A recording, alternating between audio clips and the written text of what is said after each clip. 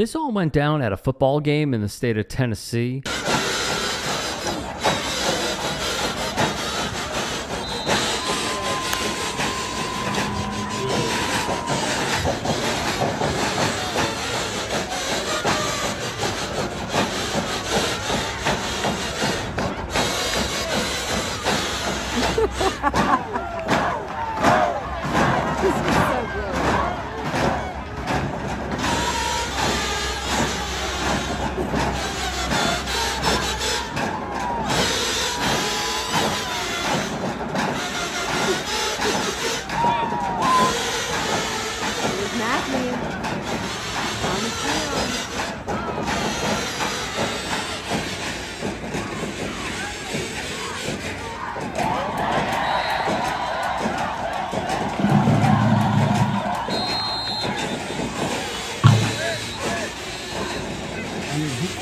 And this video has sparked allegations of racism.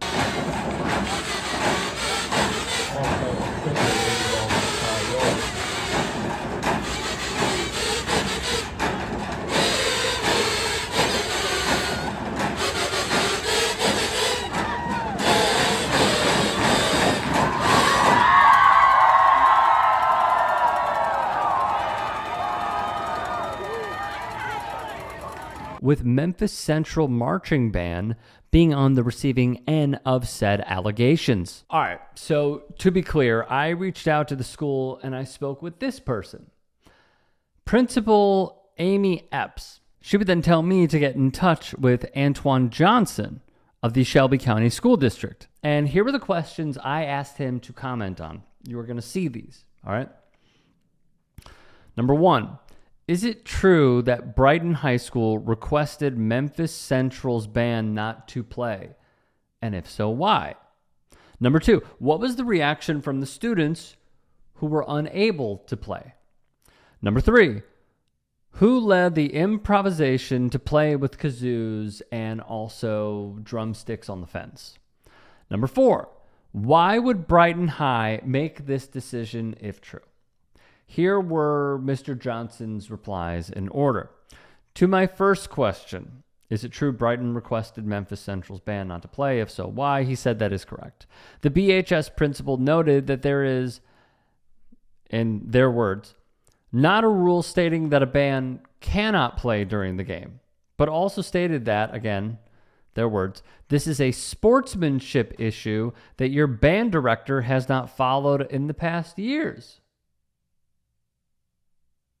Shade. To my second question, what was the reaction from students who are unable to play? Didn't really have an answer, but said, I think it's safe to assume, so again, not from the students, that they were disappointed and somewhat confused. I actually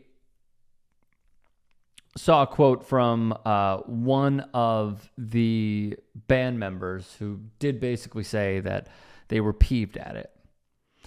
To my third question, who led the improvisation to play with kazoos and drumsticks on the fence? The idea of Memphis Central staff, so not being fully detailed in that answer. And fourth, why would Brighton make this decision if true? They reiterate, again, their reasons seem to be that the Central band often plays during live game action and that they were allegedly too loud. See, that's the big one right there. They're too loud. We have heard that stereotype over and over and over again throughout time as it pertains to black folks. Whether they are speaking too loud, whether they are laughing too loud, whether they're having fun too loud. We've heard it over and over and over again. So that is, in short, not good. Thus, then I had a few follow-ups. Is the allegation true that the band director has not followed the sportsmanship issue they took umbrage with?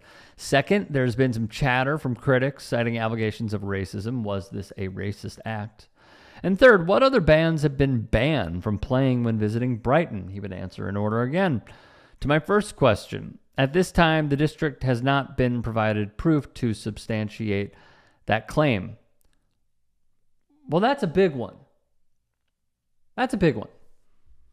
Because Brighton is making an allegation that they have that the band director did not follow the sportsmanship unwritten rule. And now the district is basically saying, we don't know. We haven't been able to verify that one. On allegations of racism and critiques online, Johnson would tell me the opinion of critics is their own. So really saying, if that's what they want to say, that's what they want to say, not confirming nor denying. And the third, when asked what other bands have been banned from playing when visiting Brighton, this is the big one, y'all, right here. And I'm glad I asked this. What other bands have been banned from playing when visiting Brighton? Answer, I am unaware of any additional bands being banned. Okay. So he would also send me a statement from Roderick Richmond, who is the interim superintendent of Memphis Shelby County Schools. I can leave that up for all of y'all to see. Ladarius Brown, who plays the baritone, would tell a local news station that they were indeed disappointed. But what I'm seeing through questions that I submitted and the answers that were given, not even, in a live taping, not even over a phone call, but in an email, we can read between the lines here. And I will just add that where there is smoke, there is fire. I appreciate Antoine Johnson, the communications director for the Shelby County Schools District, for getting back to me in a relatively quick time so we could air this. I held off before I wanted to get a few more answers here, and I think we have them.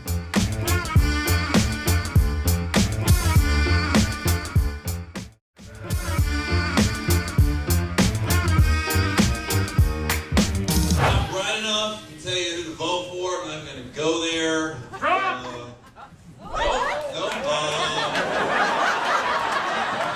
on, I'm going to tell you, right? So you couldn't tell me, that's fine. I literally heard someone go, Trump, and a black lady go, who said that? Who said that? This is comedian Gary Owen. Somebody said, watch your mouth. What are you going to do? What are you going to do? Watch your mouth!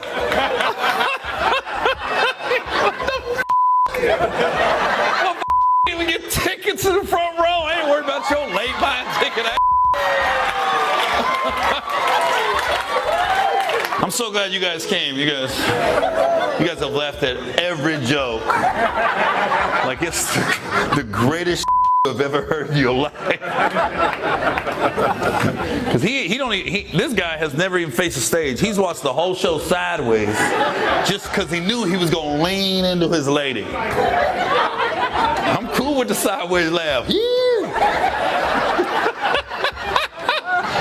It's better than that motherfucker. Trump! And when a Trump supporter became very, very vocal at his show, now, you're not gonna. You know what? You're not gonna get 5 minutes, motherfucker. That was the whitest motherfucker I've ever heard. Oh my God! Build your own career, bitch. What you want my 5 minutes for? No refunds, ho. I still got your money, bitch. So technically, you work for me tonight, ho. Stiff ass mother. Give me 5 minutes, mother. You. Ooh, that's when I won. I won. The minute when they just give up with the you. I won. Give that back to me right now. Come on, Gary. What happened? Oh, he's leaving? Is that him?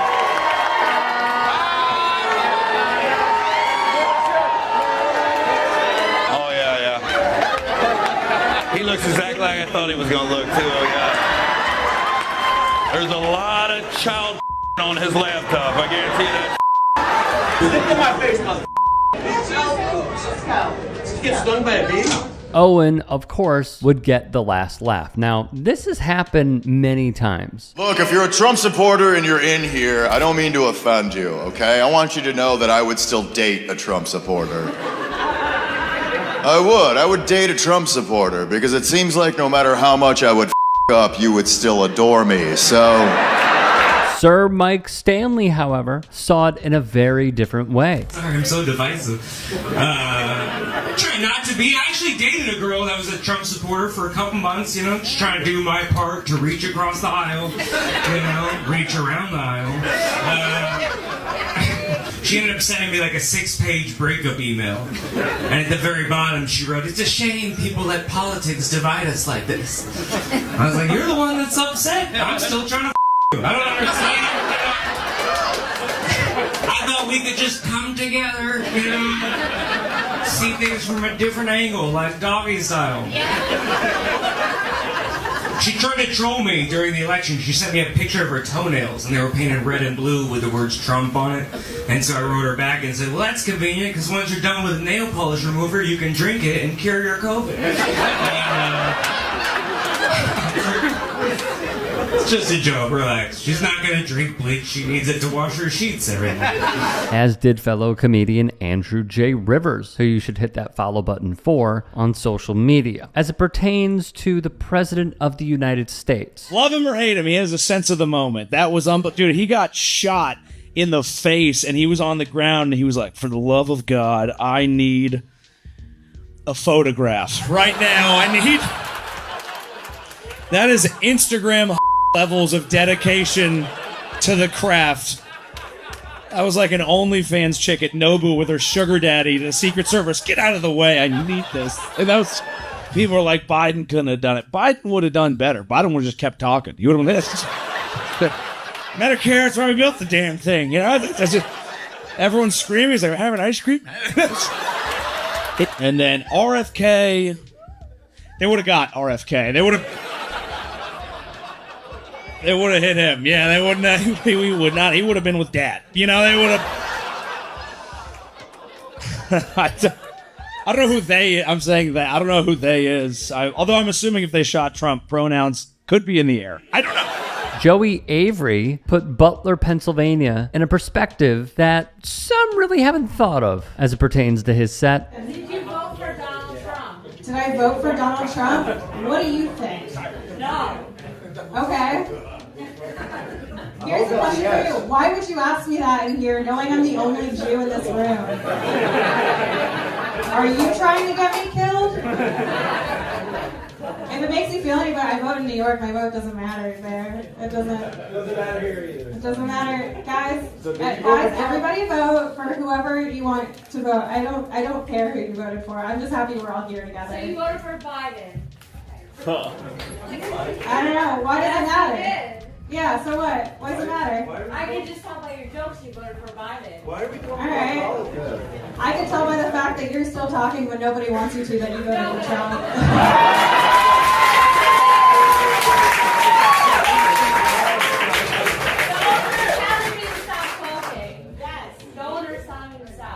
Alright, make some noise if you want her to shut up.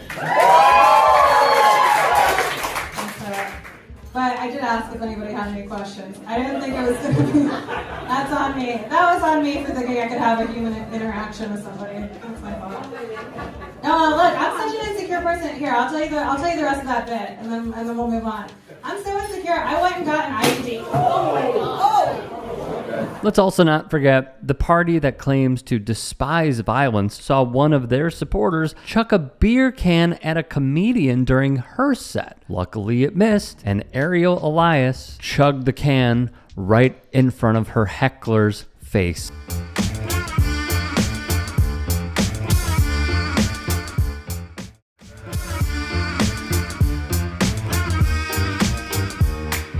Arrest the one black dude on the train because this white woman said she didn't like the way I was sitting on the train. So you call the police.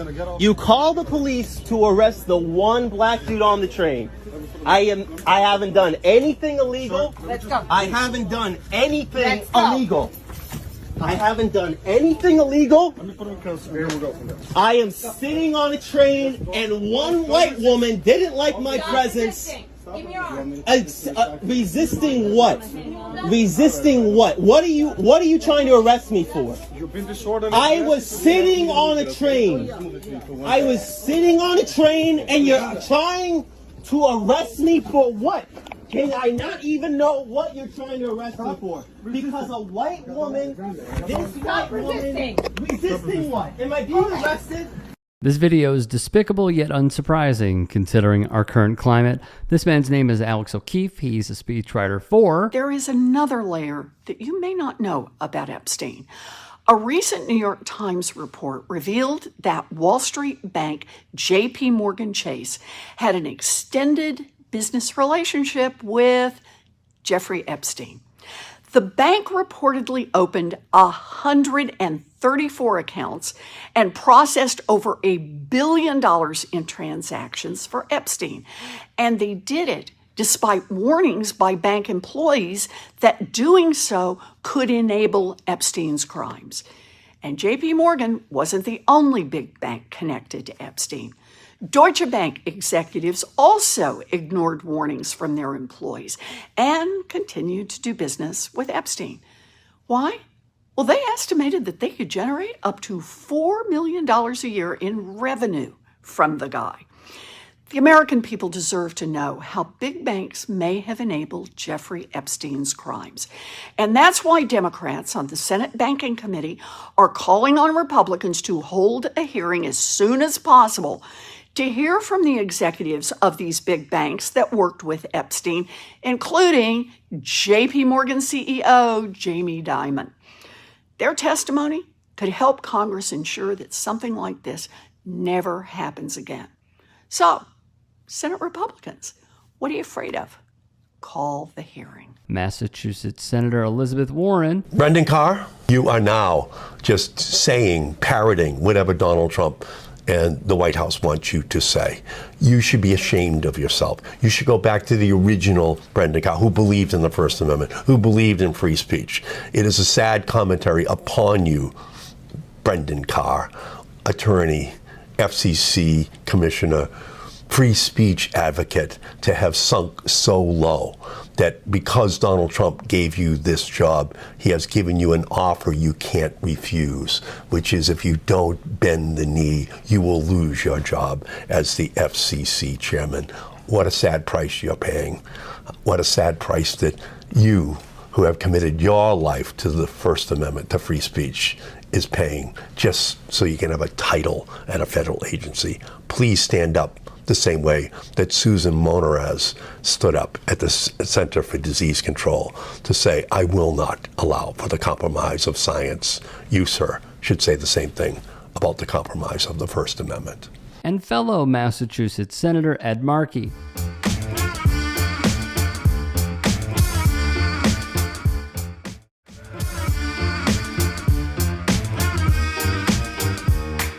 All that glitters is not gold. I think we all have dreams of what Hollywood looks like. Maybe it's, based on what it used to be like in the 50s or something. But in actuality, these studios, these historic studios like Warner Brothers that have been around for 100 years are now owned by giant corporations that, like, 6 corporations own 90% of the media industry. And they're tech companies. They're disruptors, they call themselves. And what they really disrupt is worker rights. I mean, Amazon spends $1 billion on a Lord of the Rings TV series. They can't pay their drivers. They can't give their drivers some time to go between their deliveries. And these same corporations own everything. And so they're putting the same mentality towards every single job in this economy. And writing is just the latest one to get the hit.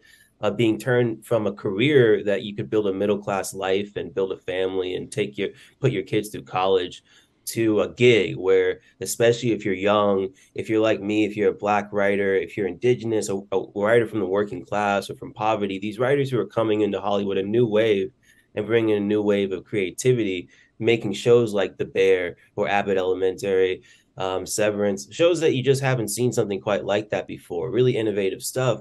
were not being invested in whatsoever, because they know that, hey, they can make us feel lucky to have the gig, right? The studios don't understand how art works.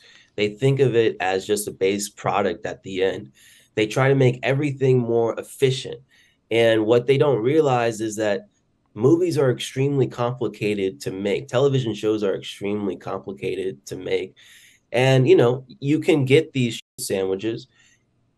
For example, The Bear was given very little time to shoot their episodes, but it also just puts so much strain on the workers. And while we know the celebrities in Hollywood, we don't realize that there are hundreds of workers behind the camera who make the thing operate. And what these corporations are realizing is that Hollywood is a union town. Here's the latest reporting on the train incident. Via the Daily Beast, O'Keefe said he was cuffed and arrested while on a Metro North train to Connecticut after a so-called Karen pointed at him and told him to correct his sitting posture. O'Keefe said he refused that order, prompting the woman to complain to the conductor. And according to this report, the conductor would call the authorities. O'Keefe wrote on his social media, specifically Instagram, "I was arrested on the MTA train to Connecticut today, pulled off, handcuffed, and detained. An old white woman got on the train and immediately pointed at me and told me to correct how I was sitting. I refused. So she went to the conductor and complained. The conductor called the police and stopped the train. While waiting for the police to arrive, the old Karen's friend said, 'You're not the minority anymore.' The police told me to leave. I refused and asked, what was I doing illegally?